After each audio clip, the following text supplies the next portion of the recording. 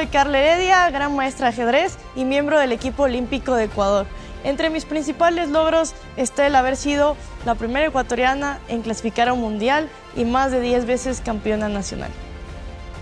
La vida se compone de travesía, la vida se compone de viajes, de momentos, pero sobre todo de vivirlo con un plan, con una estrategia. Esta estrategia que puede partir desde nuestra mente, pero también, por supuesto, a través de las cosas que hacemos. ¿Y quién mejor para hablar de una estrategia, de cómo llevar a cabo no solamente su carrera y su talento, sino también, por supuesto, su vida entera? Estamos con la presencia el día de hoy acá en Bagó junto a ti de Carla Heredia, gran ajedrecista, campeona en muchísimos países y sobre todo con la finalidad de darnos a entender y darnos a conocer cómo se hacen las cosas paso a paso, movimiento por movimiento. Carla, bienvenida a Bagó junto a ti.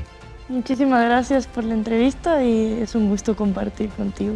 No, y para nosotros el honor de poder compartir, de conversar, de escudriñar un poquito de tu historia, que sin duda ha dejado muy en alto el nombre del país. Llevas una bandera siempre contigo, Carla, por donde vayas, pero empecemos por el inicio de esa Carla niña que encuentra estas fichas de ajedrez, que encuentra este tablero. ¿Y qué fue lo que viste cuando Carla niña ve un tablero de ajedrez? ¿Qué es lo que pasó por tu cabeza si es que tienes ese recuerdo? Bueno, yo empecé al ajedrez cuando tenía 8 años más o menos. De hecho, antes de ajedrez aprendí a jugar fútbol. Ah, ok. Me gusta mucho el fútbol, en especial niña. Pero el ajedrez me enganchó bastante porque en el fútbol eran todos niños y yo era de las poquísimas niñas que jugaban en esa época, hace 20 y pico de años. Y en el ajedrez, tanto niñas como niños entrenábamos juntos, competíamos entre nosotros. Y bueno, así me enganché. Gané mi primer torneo de novatos, luego fue nacional, etc. Me gustó que había niños de cualquier edad. También luego cuando podías jugar los intercolegiales, ver otras realidades, otros colegios. Y para mí fue como que se me fue dando, nadie en mi familia juega ajedrez. Mis papás decidieron un día meterme en ajedrez y en gimnasia. Ajá. La gimnasia la verdad que no fue para nada lo mío. Fue una opción entonces para esta actividad extracurricular Sí. que se hace. Y el ajedrez sí me encantó, empecé en el cole y luego pasé a Concentración Deportiva Pichincha a un entrenamiento con otros niños prodigios de la provincia. ¿Y cómo identificaste que tenías un talento natural? Porque efectivamente para llegar a los niveles a los que tú has llegado y de lo que vamos a conversar, debe haber un talento que estaba ahí y que se te cruzó el tablero y dijo, nos reencontramos, que esa memoria genética en algún momento siempre supiste que iba a ir por ese lado y la cosa se dio. Mis padres dicen que siempre me gustó como las damas chinas, los juegos de pensar en familia y por eso pensaron que era buena idea el ajedrez. Creo que más que talento, pues ha sido el gusto y el trabajo duro, ¿no? La preparación. Puedes tener mucho talento, pero si no aprovechas las oportunidades, no vas a llegar tan lejos. Cuando eras niña, ¿cuánto tiempo entrenabas o cuánto tiempo le dedicabas al ajedrez versus lo que le dedicas hoy por hoy? Era bien duro porque, claro, o sea, tú acabas las clases ya en la secundaria tipo 4, de ahí iba a Concentración Deportiva de Pichincha a entrenar, ponle de 5 a 8 de la noche. Luego volví a casa a hacer deberes y yo cada semestre viajaba 1 mes y medio de perder clases y me tocaba igualar. En eso, en gran medida, mis padres me han ayudado mucho, no solo creyendo en mí y apoyando de diferentes formas mi carrera, sino que también mi mamá iba a pedirle los cuadernos a mis compañeros. Claro. Yo no tenía cuadernos básicamente copiados, sino fotocopia de la fotocopia, clases extras de lo uno, de lo otro. Es bien difícil compaginar el deporte. Pero no es imposible, ¿verdad? No, pero obviamente que tienes que tener un equipo al lado y los papás son clave, ¿no? O sea, no me canso de repetir aún a mis 32 años que soy lo que soy deportivamente y en gran medida como ser humano por mis padres que me han dado oportunidades, pero también sobre todo con ejemplo mostrarme lo que es el trabajo duro, los valores. Sin duda, y que es parte del día a día. ¿Te acuerdas cuando ganaste tu primer torneo de ajedrez? ¿Qué edad tenías y cómo fue ese Unos momento? 8 añitos y Ajá. gané mi primer torneo de novatos, que era un torneo de toda la provincia. Y claro, no era por edad, era por novatos, o sea, sin rating. Y ya, pues yo ahí camellando, mis O sea que jugadas. te podía tocar enfrentarte a niñas más Sí, grandes. sí, mientras no tengan rating. O Ok. sea, ranking ATP como en el tenis, Ajá. mientras no estabas en el ranking podías participar. Y entonces en el ajedrez no es como por KO, que pierdes una partida y chao como en el tenis, sino son 9 partidas y el que haga más puntos. Entonces juegan 100. Entonces obviamente los que tienen más puntos se van enfrentando contra ellos, pero si tú tienes pocos puntos, igual sigues jugando. Ujú. Entonces dura todo un fin de semana y pues gané ese torneo y la verdad que gané una medallota ahí que Sí. todavía la tengo en casa de mis padres.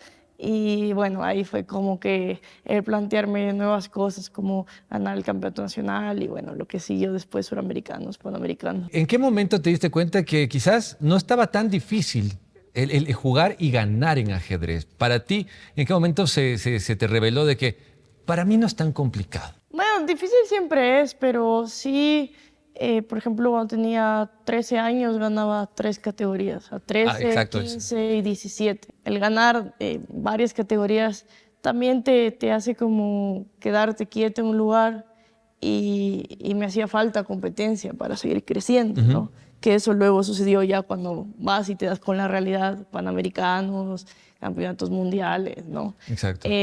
La competencia siempre es buena en el deporte, en los estudios, en las empresas y nos hace crecer, ¿no? Para mí, pues el ajedrez ha sido en gran parte en mi vida y me di cuenta que era para mí cuando ya no quería ir a la escuela. Y querías jugar. Y ajá, a los 15 años, obviamente, pues tradicionalmente aquí en Ecuador y quizás Latinoamérica, a las niñas nos hacen la fiesta rosada. Ajá, ajá. Y yo pues les dije a mis papás que yo no quería eso, que yo mi regalo de fiesta rosada o de 15 o de cumpleaños era, quería salirme de la escuela y Querías dedicarme al salirte. ajedrez. Y pues bueno, yo estaba en el colegio alemán, que era uno de los, tenía media beca y todo, era como un colegio que brinda oportunidades en la universidad, de Por supuesto. intercambios y tal. Y yo, no, ya no quiero ir, ya, o sea, me aburría mucho en la escuela. No per se porque la educación era buena, sino porque mi mente y mi corazón estaban todo el tiempo ajedrez, ajedrez, ajedrez. Entonces, acá no es tan común, primero que alguien le diga a sus papás, Quiero hacer carrera del me quiero hacer ajedrez. carrera de un deporte Ajá. y mucho menos de un deporte que no es tan popular como el Masivo. ajedrez, ¿no? Ajá. O ni masivo ni tan reconocido, ¿no? Quizás el tenis por ahí u otro deporte que tenga más proyección en Ecuador.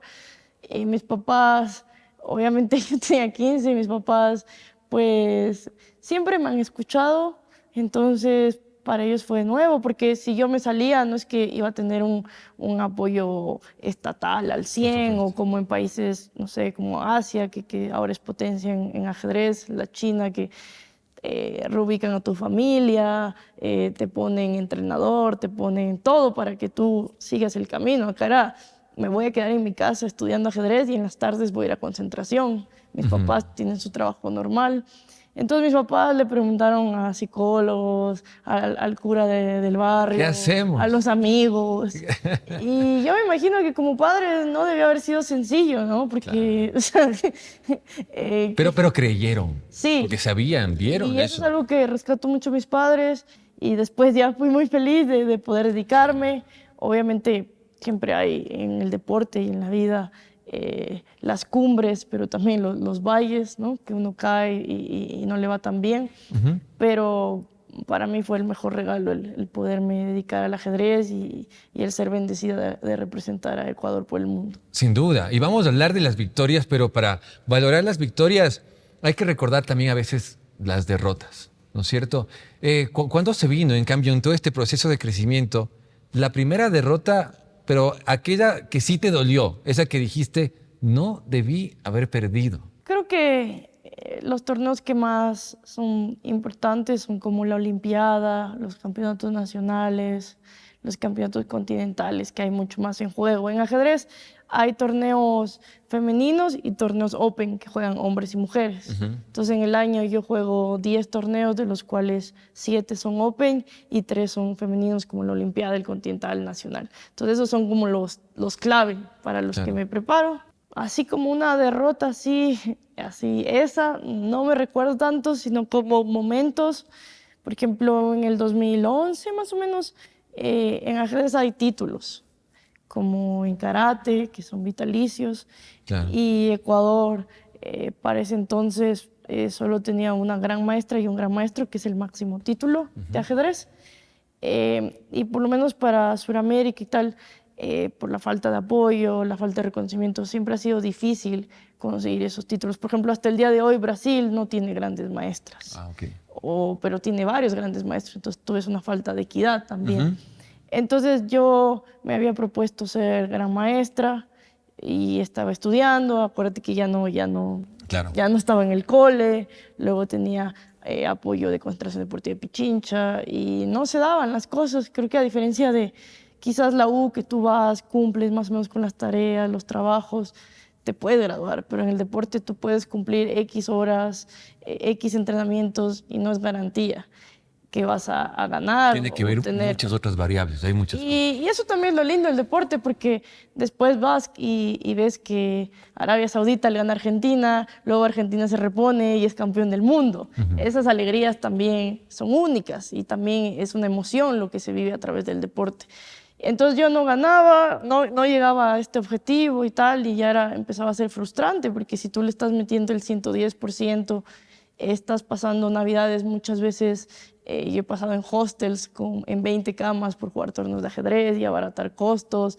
Estás viajando, a veces viajar es bonito, pero muchas veces extrañas tu casa, hay fechas especiales. Y nada, luego resulta que fui a la India a un torneo y me quedé y terminé en un lugar budista. Y creo que aprendí mucho ahí. Estuve como 10 días sin internet, comida vegetariana, meditando. Fue un como mini retiro. Un retiro budista. Y me enseñó mucho, a pesar que, bueno, yo soy agnóstica, no soy alguien muy religiosa, porque yo estaba muy metida en lo que mi valor como persona era solo a través del ajedrez. A través solo ganar. Exacto, o sea, como la gente me valora, me habla por el ajedrez. Y claro, después de ese retiro sí me cambió en muchas cosas, y una de ellas es como mi valor como ser humano, más allá de si cumplo A o B o C meta. Y después, al siguiente año, completé el título de gran maestra. Fui la primera gran maestra de Pichincha y la segunda gran maestra en la historia de Ecuador. Y, por ejemplo, ya de por sí conocer gente que es PhD en Ecuador es difícil, pero es más probable que conozcas un PhD que un gran maestro o gran maestra de ajedrez. Oye, porque quiero que dimensionemos bien lo que significa eso y cómo tú llegaste primero a ser maestra y luego gran maestra, ¿no? Que para esto no es únicamente un ranking que se va moviendo, sino es una acumulación de logros, ¿no es cierto? ¿Y cuáles son esos logros que te llevaron primero a ser maestra y luego a definirte como gran maestra? Nos has representado en todo el planeta, o sea, realmente, pero ¿cuáles de estos logros han sido los más importantes que te llevaron hacia ese camino y ahora ser gran maestra de ajedrez? Yo hice mi título, primero fui campeona centroamericana, ahí gané como una norma que es como un check. Primer pasito cumplido, vamos. De ahí gané 2 torneos magistrales en Hungría, con maestros hombres, de hecho. Y de ahí gané el Panamericano Absoluto en Uruguay, que no era para nada la favorita. Y gané, y pues ahí completé mi título. Y como te digo, o sea, hay países como Chile, Brasil, que hasta el día de hoy no tienen grandes maestras. Y eso, pues, en gran medida, países que son potencia económica en la región, demuestra lo difícil que es, ¿no? Habrán competencias que obviamente dentro del mundo del ajedrez tengan esta importancia a nivel mundial, efectivamente, pero hay en el corazón de todos los ecuatorianos, al menos en este momento para hablarte del Ecuador, que cuando vemos una bandera en las Olimpiadas, se mueve algo. Se mueve algo especial, ¿no es cierto? ¿Qué significan las Olimpiadas para ti? Bueno, ajedrez tiene sus propias olimpiadas cada 2 años. Ajedrez es reconocido como deporte por el Comité Olímpico Internacional. Claro. Y ya les queda de tarea en Google, ¿por qué el ajedrez es deporte? Siempre me preguntan. O sea, el deporte ciencia, ¿no? Que se lo dice de esa forma. Pero mucha gente dice, bueno, no ven algo físico detrás, ¿no? A pesar de que cada partida son 4 o 5 horas, es muy importante que un ejercicista también trabaje su estado físico. Claro. Entonces, nuestras Olimpiadas son cada 2 años. La primera que yo fui fue en el 2008 en Dresden, en Alemania. Este año es en septiembre en Hungría, en Budapest, que es de hecho un país con mucha tradición ajedrecística, y espero estar ahí. Y como tú bien decías, sí, no es lo mismo sentarse en un torneo abierto en París o en Costa Rica que sentarte en una olimpiada a jugar contra Eslovenia, Rusia, u otro país del mundo, Inglaterra. Y no sé, es una sensación linda porque ahora con los medios, las redes sociales, hay más gente que se interesa por la participación de los ecuatorianos en diferentes deportes, incluido el ajedrez. Y hay mucha gente que a veces no juega ajedrez o ni sabe mover las piezas. Al igual que yo no sé mucho de ciclismo, más allá de ver la última vuelta, pero sin duda te emocionas. Te emocionas, porque por supuesto. Es vamos Richie, vamos Neisy, y uno vive. Y al igual, creo que todo esto de la globalización, de la tecnología, hace que el ajedrez primero ya se transmite en vivo, con comentarios incluso, y después uno sube a su Twitter, a su Instagram, sale en la tele o en redes, y siempre hay varias personas desde Ecuador que nos mandan ánimos, varios migrantes desde Madrid, desde París, Roma, que están orgullosos de nuestra participación. Y claro, ¿no? Cuando te sientas ahí para jugar, sabes que el ganarle a Inglaterra o a otro país, ese día quizás puedas alegrarle a un niño, a un joven, claro, a una familia migrante. ¿Cómo inspiras a la gente? Y eso es como, o sea, yo siempre digo, tengo el mejor trabajo del mundo, o sea, la bendición de poder representar a millones de ecuatorianos y de poderle sacar muchas veces una alegría a alguien, ¿no? ¿Cuánto tiempo entrenas tú diariamente? Más o menos entre 3 y 4 horas al día estudio. ¿Cómo se entrena? ¿Tienes como tu compañero de entrenamiento? Sí. Sí. Nos lanzamos las piezas. ¿Tienes las técnicas, las lees? ¿Ves otras partidas? ¿Ves gente? ¿Cómo se entrena y cómo te preparas antes de una gran competencia que tengas? Bueno, el entrenamiento, al igual que en todo deporte, tiene que ser metódico y planificado. Yo tomo clases de ajedrez con un gran maestro, que es cubano, vive en Colombia, a través de Zoom, una plataforma. Vamos analizando mis partidas, donde es una radiografía de tus aciertos, de tus errores. Como cuando revisas si no sé, tal campaña de marketing salió bien, mal, qué se pudo hacer mejor, el balance en una empresa. Siempre es importante, tanto en el ajedrez, en el trabajo, como en la vida familiar, en la vida de uno, ver qué estás haciendo bien y qué puedes mejorar. De ahí también leo libros de ajedrez, de referencia de partidas, al igual que un joven en la U está buscando casos exitosos de tal modelo de ingeniería y viendo qué ha hecho la Nissan, qué ha hecho tal empresa para mejorar. Igual yo veo partidas de Kasparov, de Karpov, de Judith Polgar e intento agarrar lo que más puedo de ver modelos y patrones que me ayuden en mis propias partidas. También está la táctica, que es como el tiro libre, el penal, como la definición. Entonces, combinaciones y tal, que puedo hacerlo en la compu o con libros. Y de ahí también juego mucho online. Hoy en día puedes jugar contra muchas personas en el mundo sea, Sí, plataformas. yo puedo entrar a una plataforma y de repente me encuentro jugando con Carla Heredia sin Sí, saber. o con Sí. Mo Salah, de hecho, Mo Salah, creo que juega en el Liverpool, Ajá. que es el capitán de Egipto, juega online y la gente no le cree que es él. Entonces hay mucha gente que juega, ¿no? Obviamente te va tocando según tu nivel. Claro. Y también quedo, ¿no? Como sparrings, ¿no? Quedo, oye, Diego, tal, que juguemos tal línea, tal partida, y es como una simulación, ¿no? Por supuesto. Como el piloto de Fórmula 1 que practica, es una simulación de lo que quizás podría pasar. Obviamente ninguna partida ni ningún partido de fútbol es igual al otro, pero si tienes también esa parte teórica y práctica vas a estar mejor preparado. Y de ahí, pues bueno, en especial en los últimos años, a raíz de la pandemia, a mi mamá le dio cáncer, yo me regresé de Estados Unidos acá. Y claro, ahí fue también un despertar para mí. Ella ahora está bien en cuestión de salud, entonces ahora ya intento comer más sano y también hacer ejercicio físico, ir al gimnasio y juego tenis también para poder resistir. Pues el ajedrez es la maratón de la mente. Una olimpiada dura 15 días, se juegan 11 partidas y cada día es como cada partida 6 horas y estudias unas 2.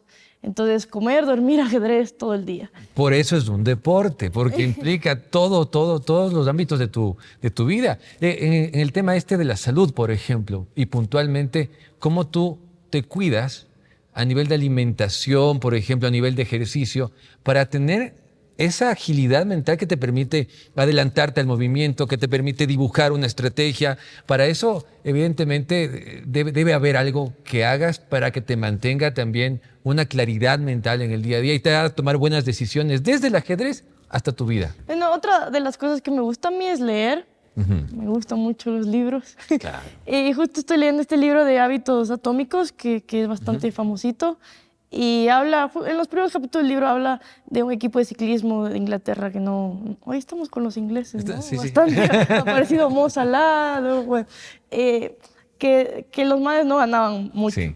Entonces llegó un técnico y empieza a cambiar cositas, como engrasar mejor las llantas, el casco, la dieta, el agua tal. Entonces eran a vista de la gente como tonteritas, pero en verdad cuando tú sumas ese 1%, 1%, todo va para mejor. Igual en nuestra vida y los ajedrecistas también. Entonces creo que, o sea, el ejercicio, el intentar comer más frutas, más vegetales, y en especial en Ecuador, que somos tan bendecidos con la variedad que tenemos, hoy en día, pues ya, bueno, igual también por la edad, ¿no? A los 32. Es por la edad. Ya valoro más el sueño, Sí. o sea, el dormir mis 8 horas, el no trasnocharme, el de vez en nunca irme de fiesta, porque bueno, también es importante. Porque es parte del equilibrio, Sí, claro. es importante también socializar, todas esas cositas, el tener tiempo con la familia, que para mí es importante.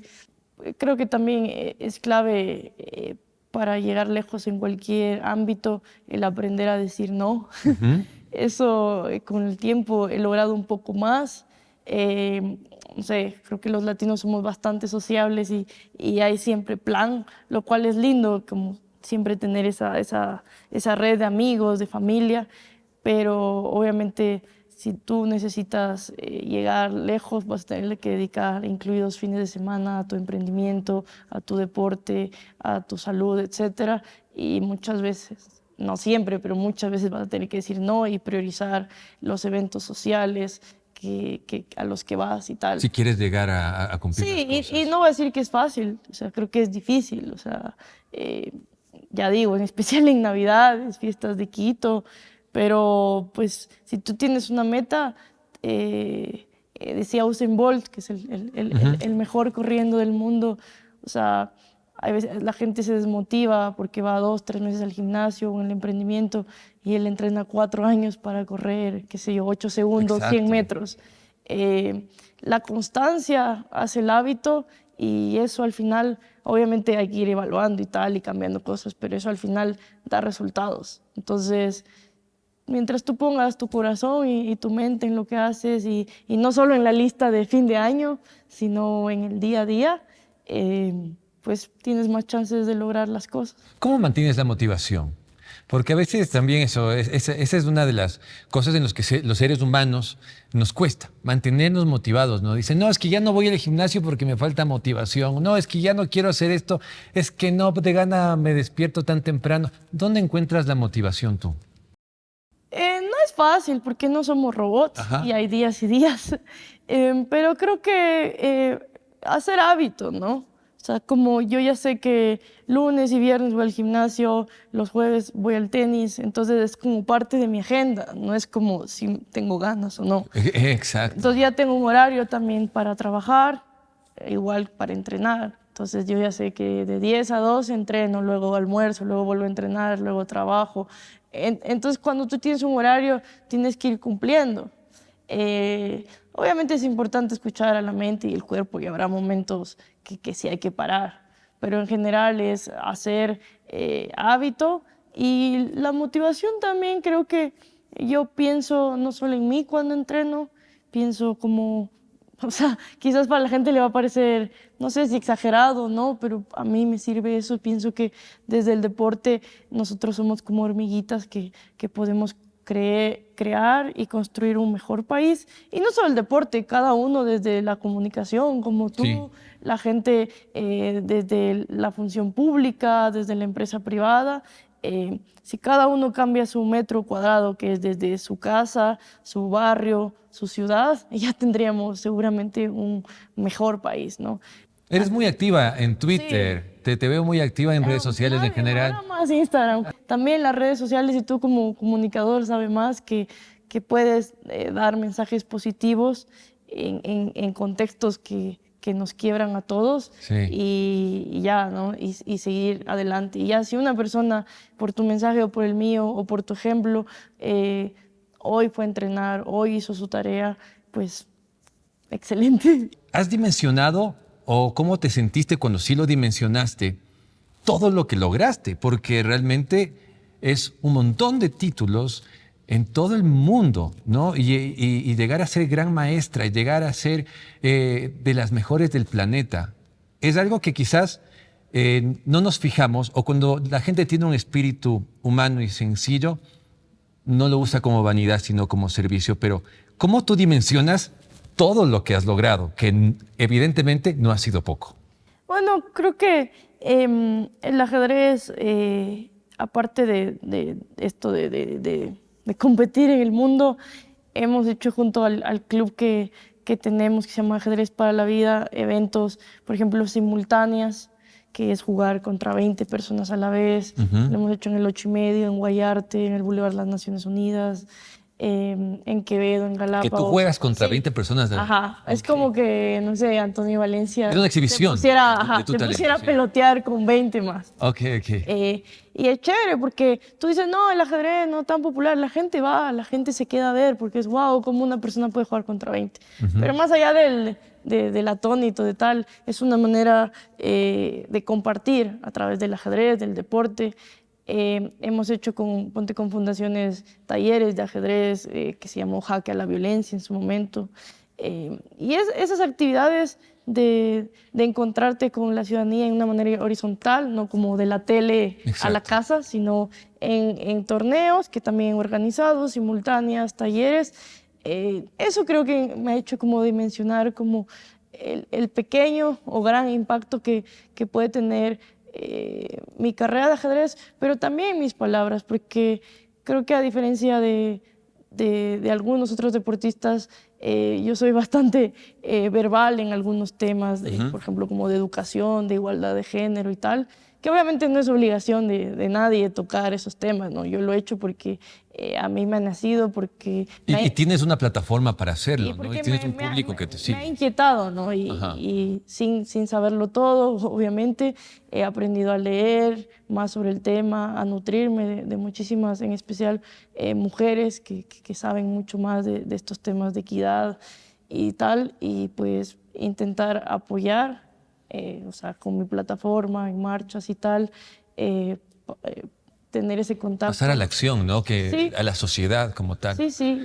¿Qué consejo o qué técnica del ajedrez tú podrías considerar que puedes aplicar en la vida real, por ejemplo?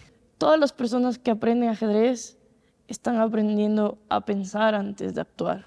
Ah, mira eso. Y quizás es una habilidad que tú dices, ah, sí, pero siempre estamos pensando, obvio, pero no siempre pensamos antes de actuar. No. Imagínate tener una sociedad que hiciera eso, ¿no? Tendrías una sociedad más pacífica, que pensemos más las acciones, que no tendrías tantas peleas desde el bar hasta quizás en casa. O sea, un niño que aprende a respetar las normas del tablero, de la vida, aprende el ajedrez como una herramienta para la igualdad, ¿no? O sea, te decía, a mí algo que me encantó fue el que yo podía estar tantos niños y niñas en el mismo espacio. Ya el simple hecho de que yo a veces, espero que muchas veces piense antes de actuar, creo que Ya es un resultado. ya creo que es bastante, ¿no? Y bueno, pues eso de planificar, intento ser metódica, planificando mi día, mis sueños y tal, ¿no? Y el ajedrez es un deporte que es bastante solitario a la hora de entrenar. Yo no tengo un entrenador 24/7, ¿no? O sea, entonces muchas veces es la compu y yo, el tablero, el libro y yo. Y nadie, a mí el ministro no me llama a decir estás entrenando, la federación tampoco. O sea, si yo estudio, Es tu responsabilidad. soy yo. Solamente por pura Por curiosidad. curiosidad. ¿Cuál es tu pieza favorita? El caballo. El Tengo caballo. hecho un tatuaje de caballo. Ah, mira, cierto. Tienes un tatuaje de caballo. ¿Qué tiene el caballo de especial? El caballo es el único que puede saltar en el tablero. Entonces, para mí, creo que en gran parte de mi vida ha sido saltar obstáculos desde, por ejemplo, un país que el ajedrez no es tan popular, el haber salido del colegio en segundo, tercer curso, el haber viajado un montón de veces sola, sin saber si ese día ibas a comer o dónde dormir. También en la escuela, para mí el ajedrez fue como, o sea, uno cuando es niño sí sueña en llegar a alto en su deporte, pero el deporte es para la vida, ¿no? Muy pocos van a llegar a ser campeones y esa es la realidad. Pero todos los niños y niñas que practican deporte van a aprender un montón de valores. Van a aprender la constancia, van a aprender el respeto al otro, las normas, la visión a largo plazo. Para mí el ajedrez, el deporte también es una herramienta de autoestima, en mi caso, de que a veces yo no quería ir a la escuela y tal, y el ajedrez era lo que hacía que yo quiera ir por practicar esto como extracurricular. ¿Qué te ha parecido el espacio de Vagó junto a ti precisamente para conversar de estos temas que son muy importantes? Me ha parecido chévere. Felicito al conductor.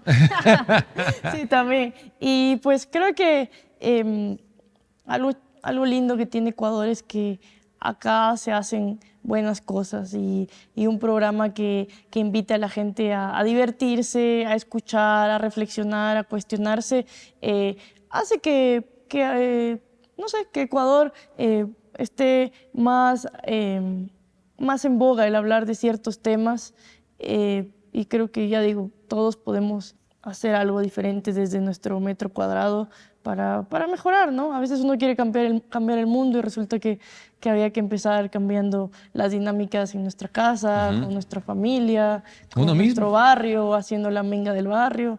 Entonces, creo que con el tiempo he ido, yo por lo menos, de intentar cambiar el mundo a primero intentar mejorar cosas mías, luego en mi metro cuadrado y me parece paso por paso. Una interesante filosofía que a mí me sirve. Y que sin duda tiene que ver mucho con tu disciplina y tiene que ver mucho con tu constancia. Tratemos entonces de hacerle ese jaque mate, ¿no? al no creer en nosotros, a la poca autoestima que puede existir a veces, a los momentos difíciles, un jaque mate y que gane siempre el valorarnos, ¿no? Como personas, como seres que somos capaces de lograr lo que querramos lograr, si es que le ponemos disciplina, trabajo, constancia, e identificamos la pasión. Y encebollado, ¿te gusta el encebollado? Eso extrañaste cuando estuviste en Estados Unidos, porque te fuiste de tu casa también muy joven a Estados Unidos. Sí, una beca para estudiar allá. Estudié psicología y una maestría en gerencia deportiva. Mira. Ahí donde me ven. O sea, la verdad, tú no pierdes el tiempo. De vez en cuando. Y que también se vale. Gracias. Gracias, Carla, por estar acá con nosotros. Gracias por compartir tu historia, por compartir tu experiencia. Y sin duda, esto va a iluminar el pensamiento de mucha gente en el momento en que se sienta ahogada, se sienta aprisionada por cualquier circunstancia. Sepa que la vida viene a ser como un tablero de ajedrez y hay que pensar antes de hacer un movimiento para saber qué es lo que viene después. Muchísimas gracias, Carla. Un gusto. Muchísimas gracias a todos ustedes. Estaremos en una siguiente entrega conociendo más historias, de estas historias que nos motivan, que sin duda alguna van aportando mucho más en cada uno de nosotros. Mi nombre es Galo Pérez. Nos veremos pronto en Bagó junto a ti.